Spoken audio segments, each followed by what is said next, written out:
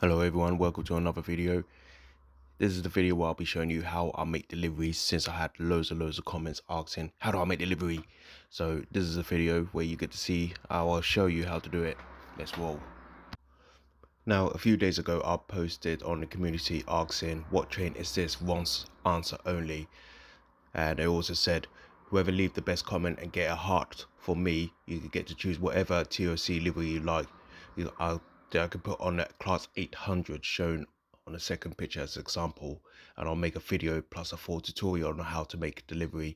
The TOC livery can be current or the defunct liveries like Connect Southeastern or something like that. So we had a comment by Tractor Ike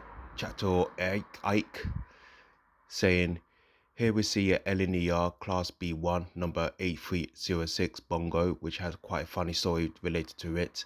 It annoys a singular member of LNER management by regularly heading an important boat train service.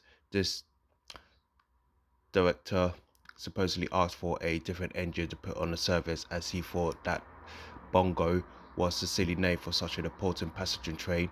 In order to further annoy the railway director's locomotive crew would refer to all B1 class locomotives as Bonga. The name stuck.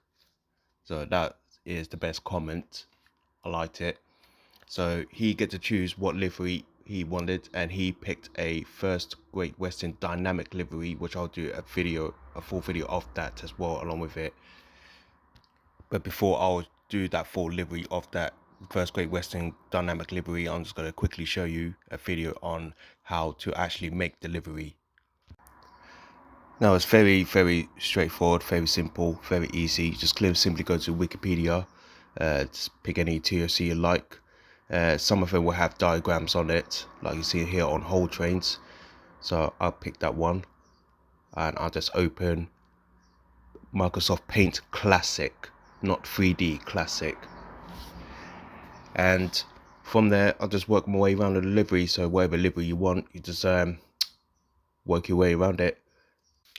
Now mostly I use the class 800 or the turbo stars, mainly because it doesn't have too many panels for me to go through when I make liveries, compared to something like the class 720, which I'm gonna add on to it as well as a demonstration, showing a comparison between the two.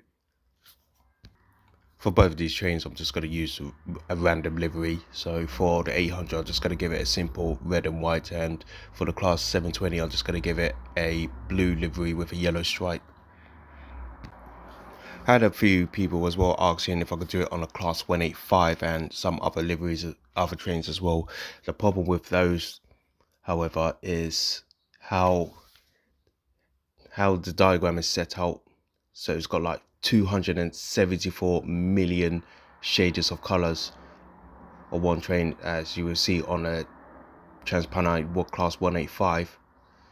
You see the notice the difference compared to the other two that I picked, and you would definitely notice when I try to paint it into a yellow and black door livery. So that's one of the reasons why I'm not using something like the Class 185. I just too much a lot going on to work around that, so I'm just not even gonna bother with that. So I'll just stick to the ones that I'm good at with. So that'd be something like the class 800, the 720, the 350s, the 444s, 158s, so on and so forth. But by far the easiest one would be the class 800, because it's just such very little panels I need to go through, making it so much easier to make deliveries. Hence why the majority of them are the class 800 on any liveries that I do. So there you have it. That's how you make the deliveries. So if you want to make a livery on your own, just give it a try. So this next one's coming up that I'll be doing a full First Great Western dynamic livery, requested by Tractor Ike. I can't do it. I'm not gonna do it. So yeah. So that's how you do it.